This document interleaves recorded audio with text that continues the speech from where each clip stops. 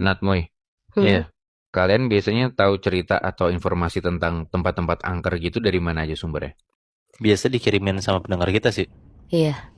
Kalau gue jujur emang sekarang salah satunya lewat konten-konten di YouTube. Hmm. Maksudnya gue emang sekalian lihat-lihat lah atau riset-riset gitu. Konten-konten semacam investigasi live gitu, kayak nyamperin ke tempat-tempat angker atau terbengkalai gitu, uji nyali lah.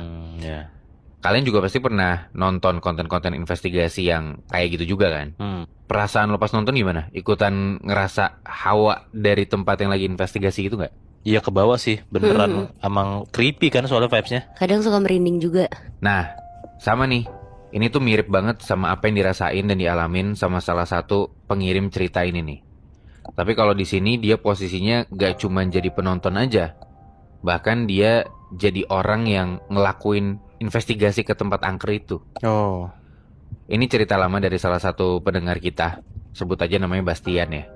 Jadi Bastian ini sekarang emang udah kerja di daerah Jakarta Utara, Hmm. tapi dulu dari kecil sampai SMA dia itu tinggal di daerah Magelang, kota kecil di Jawa Tengah yang berbatasan langsung sama Jogja. Dan kata dia, dengan umur kota Magelang yang udah lebih dari 1.000 tahun, udah pasti banyak bangunan-bangunan bersejarah di sana. iya. Oke. Dan ya namanya anak SMA, rasa penasarannya tinggi gitu ya. Apalagi si Bastian ini ngaku kalau dia emang punya skill videografi dan editing yang lumayan lah. Dan bisa dibilang cukup terkenal Hmm. di daerahnya dia. Hmm. Jadi salah satu content creator ala-ala gitu di daerah Magelang pada saat itu. Oke. Nah Bastian ini akhirnya nyoba lah buat bikin konten-konten horor gitu bentukannya investigasi.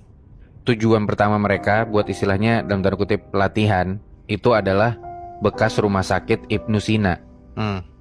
Katanya yang enteng-enteng dulu lah. Baru terbengkalai beberapa tahun yang lalu aja katanya. Sebelum mereka untuk berikutnya datang ke tempat-tempat yang emang udah puluhan tahun terbengkalai. Jadi kayak mereka ngerasain ini level 1 gitu. Iya. Nah, tapi Bastian bilang kalau di tempat ini dia kayak masuk ke wahana rumah hantu, Nat Moy. Hmm. Cuman bedanya setan atau gangguan-gangguannya itu beneran, bukan bohongan. Hmm. Di sini Bastian gak sendirian, dia ditemenin sama temen deketnya namanya Adit. Buat gambaran aja, jadi rumah sakit Ibnu Sina ini tuh salah satu rumah sakit Islam di Kabupaten Magelang yang baru dibuka tahun 2008. Tapi cuma bertahan 4 tahun aja sampai 2012. Alasan penutupannya sebenarnya nggak ada serem-seremnya atau nggak ada hal-hal mistis gitu ya. Alasannya tuh alasan profesionalitas saja terkait pelayanannya gitu. Bisa dibilang secara lokasi rumah sakit ini emang nggak strategis aja dan kebetulan di sekelilingnya emang gelap.